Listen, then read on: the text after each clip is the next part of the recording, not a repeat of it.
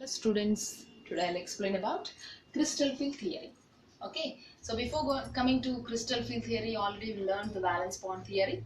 Okay, so there the bond between metal and ligand is explained through hybridization. So this theory is proposed in order to overcome the drawbacks of valence bond theory.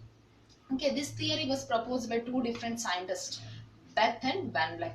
Okay, according to this theory, the bond between the metal and ligand is completely ionic. It is 100% ionic. You know what is the ionic bond? Okay, ionic bond is formed by between the metal and positive ion and negative ion due to the electrostatic force of attraction. Okay, and here metal and ligand. Here metal acts as a cation and ligand donates electron pairs to the metal. Okay, ligands are considered as a point charges.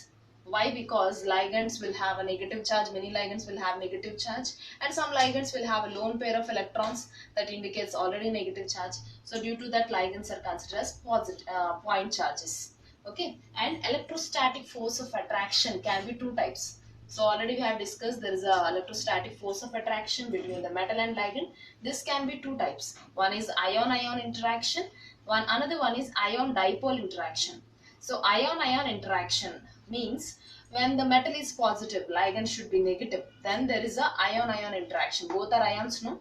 So it is called ion-ion interaction. Ion-dipole interaction means metal will be negative, positive, metal will be positive, and ligand will be neutral in nature. There is a lone pair of electrons on it. So this is called as a ion dipole interaction. Okay. Into the next postulates. Okay. Whenever ligand approaches the central metal atom, we know that there is a presence of valence electrons in the central metal and there is a presence of electrons on the ligand. Both the electrons gets repulsions. Okay, because of this repulsions, and in order to escape from this repulsions, the valence electrons tries to occupy those d orbitals which are not in the direction of this ligand.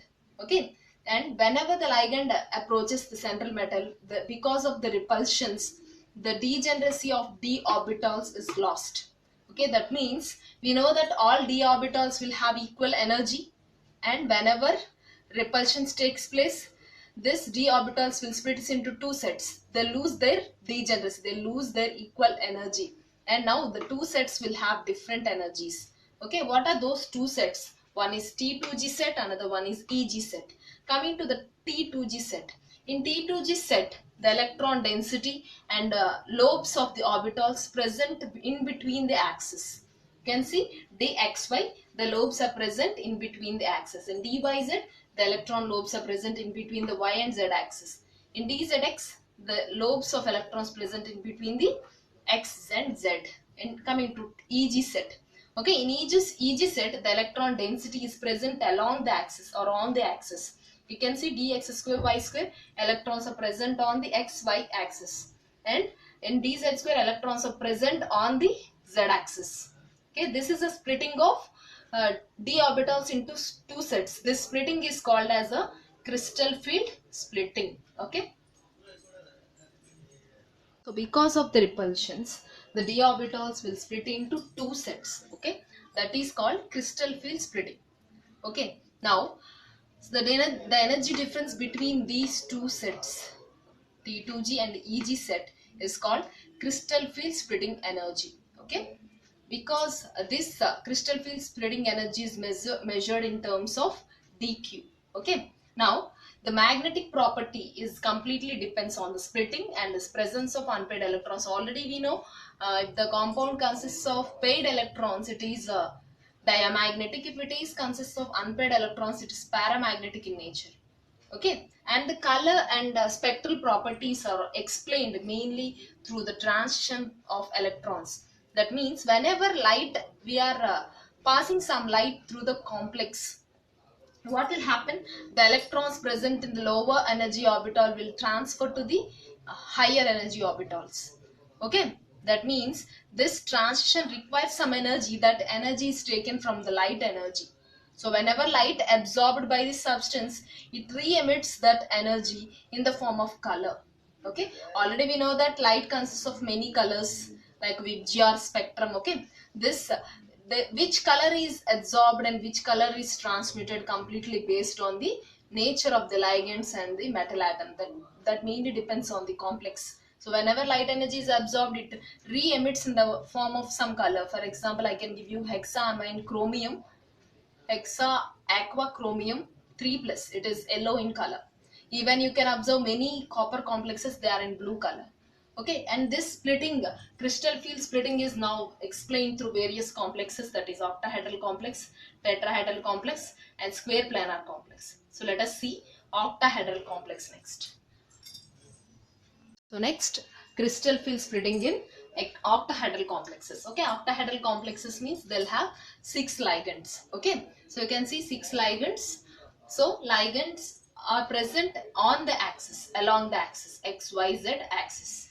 Okay, we know that EG orbitals are present on XY axis and T2G orbitals are present in between the axis.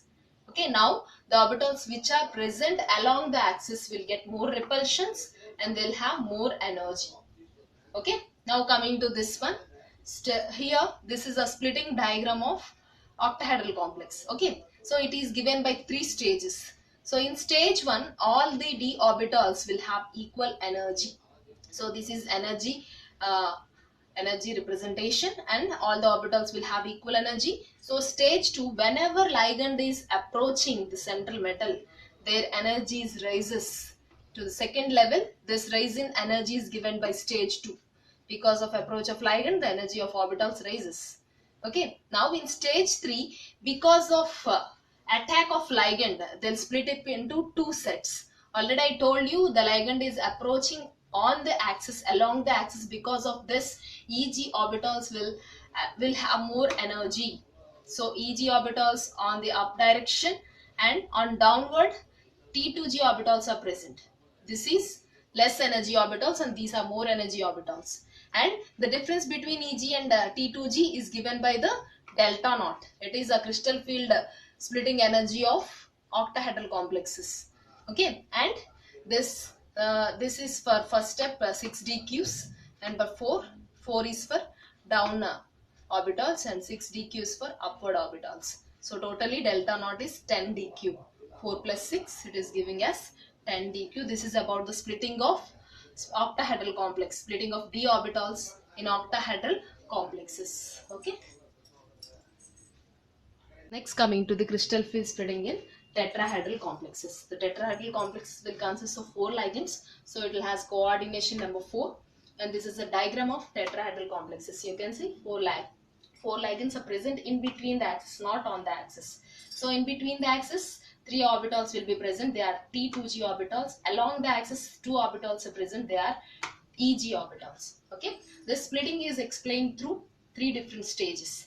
In stage 1, all the orbitals will have equal energy because there is no repulsions. So in stage 2, when ligands are approaching, there is a rise in the energy because of repulsions, that is stage 2. Okay. And stage 3, as the ligands are attacking in between the axis. Okay. In between the axis, whatever orbitals will be present, they'll get more repulsions and their energy increases. Because of this, T2G orbitals energy is increasing. That is, they consist of dxy, dyz and dzx. As ligands are not approaching on the axis, we are having dx square and dz square less energy. Okay, so the difference between these 2 sets is explained through delta T, that is crystal field splitting energy of tetrahedral complexes. Both delta T and delta O are related by this relation. Delta O is equals to 4/9 of delta T.